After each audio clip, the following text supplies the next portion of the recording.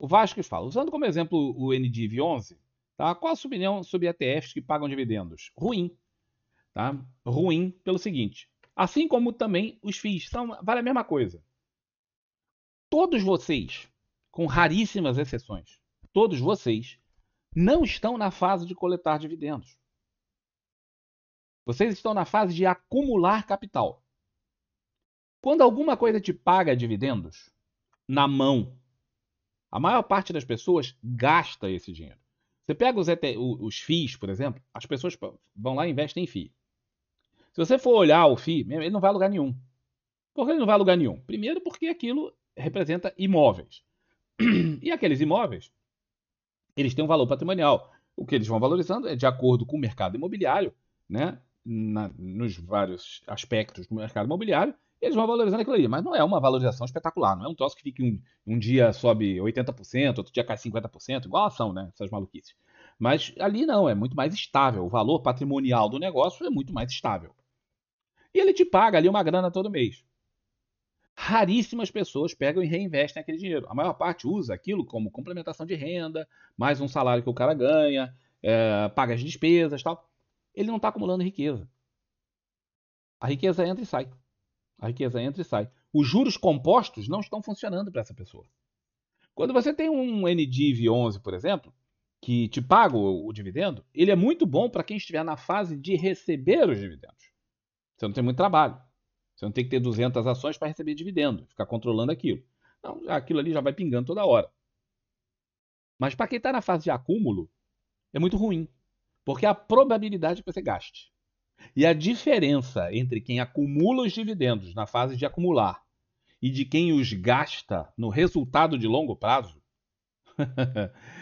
Tem um estudo, eu estou tentando lembrar, Jeremy Siegel fez um estudo muitos anos atrás. Tá? Jeremy Siegel é um investidor americano muito famoso. E ele fez um estudo muitos anos atrás, estou tentando lembrar os números precisos. Mas assim de cabeça, tá? Eu não vou entrar exatamente nos números porque é no chute, mas é nessa ordem de grandeza.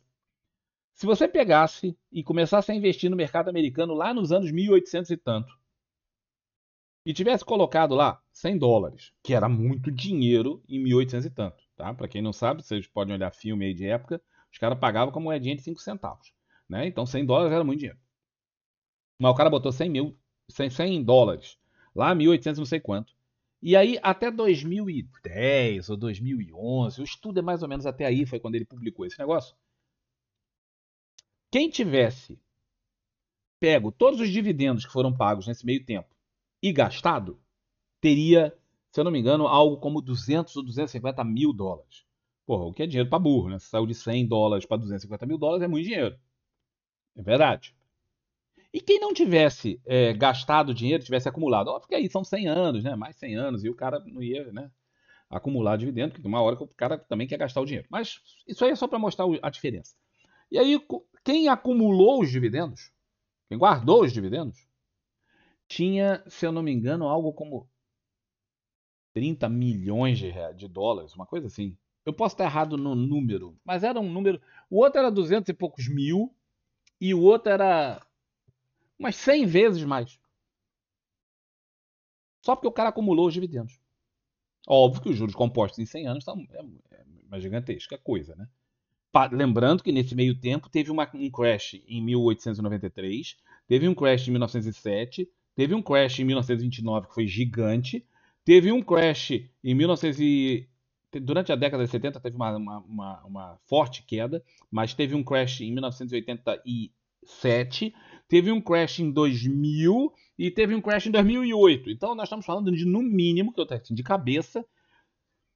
cabeça, 6 crashes nesse intervalo. No mínimo, tá? Sendo que um deles foi o de 1929. E essa é a diferença do cara que reinvestiu o dividendo para o cara que não reinvestiu o dividendo. Portanto, esses ETFs são muito bonitinhos, né? Porque as pessoas acham que ganhar dinheiro hoje é o que importa. Não é o que importa. Só importa para quem não está na fase de acumular. Você quer ser rico? Você quer ter dinheiro na vida? Quero. Então você não pode gastar o dinheiro que você recebe. Você tem que reinvestir para que os juros compostos façam a sua mágica. Quando o cara bota dinheiro na tua mão, cara, você pode até guardar, mas uma parte você gasta. E aquele negócio, depende de quando cair, entendeu? Aí vai cair, por exemplo, cair em dezembro. Aí em dezembro é aquela época que a gente tá afim de gastar um dinheiro, porque tem Natal, quero me dar um miminho, quero me dar um presente, porque eu mereço, eu trabalho tanto, né? Afinal de contas, eu mereço. É um negócio, afinal, e essas babaquices que se fala hoje em dia, você não faz mais do que a sua obrigação. Não é o seu caso, né? Você, José, estou falando em geral. A sua obrigação é trabalhar. Você não faz mais do que a sua obrigação em trabalhar. E trabalhar muito. Tá? E trabalhar muito. Você não merece nem promoção. Você só merece promoção quando você faz aquilo que não é esperado de você. Quando você é contratado para trabalhar. Tá? O número de horas. E durante todas aquelas horas você nem pega o celular, você só trabalha.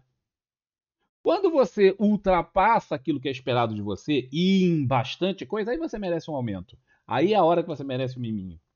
É o bônus que o cara recebe no mercado de capitais quando ele faz um negócio que foi muito fora da curva e não o normal. Mas as pessoas hoje se dão miminhos e se dão prêmiozinhos e se dão coisinhas por simplesmente porque elas fazem a obrigação delas. Então, não, eu não acho uma boa ideia. Por isso, porque é muito fácil você gastar.